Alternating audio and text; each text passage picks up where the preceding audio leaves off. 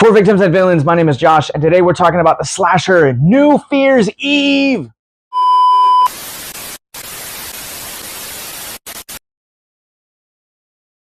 New Year's Eve tells the story of a small town that gets rocked by a holiday killer on the verge of a new year. In some ways, this film feels very nostalgic, kind of very much a proper throwback to the era of the 80s, where you would have a lot of holiday-themed slashers. Halloween, Friday the 13th, New Year's Evil, My Bloody Valentine, Uncle Sam, and more.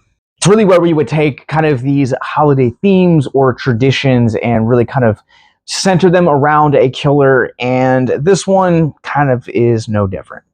Now, some of these over the years have fallen into one or two categories because of the 80s slasher boom. There was so many titles that came out during this.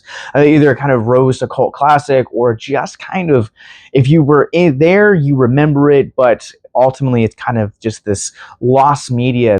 And the particular thing about those slashers in general was that they were kind of slower in their storytelling, and a lot of the gore and a lot of the gags really didn't happen until the film's end of the film's second act or beginning of the third act. One of the things I think this film does really well is that it puts its audience right into violent mode within the first 30 seconds. This film has one of the strongest openings to any slasher that I've come across in the last 3 years. Now, with that said, this film ultimately kind of goes in the same exact stylistic choices of 2002's Ghost Ship.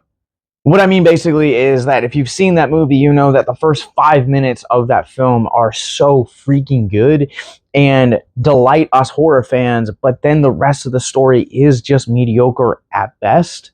And ultimately, that's how I found myself feeling by the halfway point of New Year's Eve. This film's strongest performances come from legacy icons Dave Sheridan of Scary Movie fame, as well as Felissa Rose, who most people are going to know from Sleepaway Camp, but the two of their performances are some of the most entertaining characters this film sees. Every other character here just feels so one note, and I think the thing that really solidifies the nail in the coffin for this just being kind of an okay film is the fact that this film has such a big cast. And when you have such a big cast, you really want to make each of these characters feel individual, and this film just completely hits every stereotype or archetype possible that it can, and what is left is really just this muddled noise that just happens to be entertaining when there is violence on screen.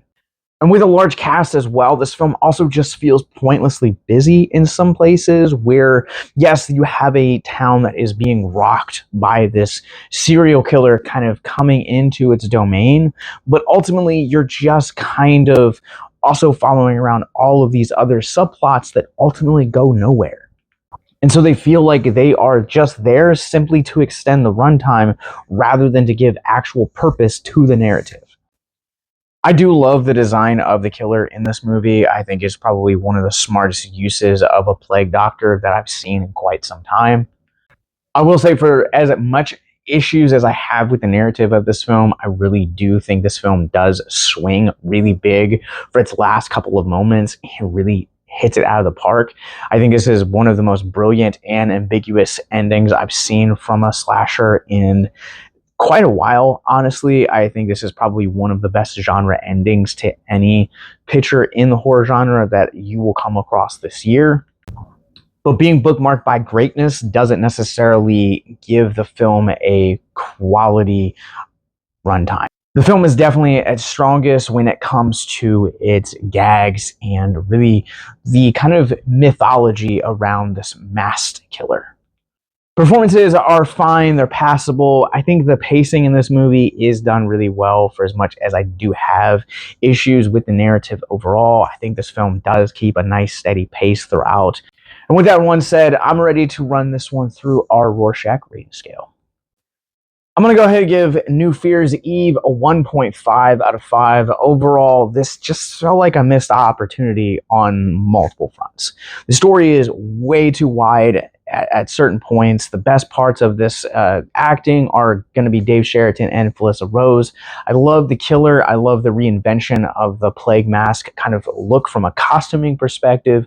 The gags in this are fantastic. Truly some of the best that you will come across in any film of the slasher genre this year, as well as having one of the most brilliant endings and ambiguous endings at that you'll also come across. This film is clearly bookmarked by greatness with a ton of mediocrity kind of filling in the gaps.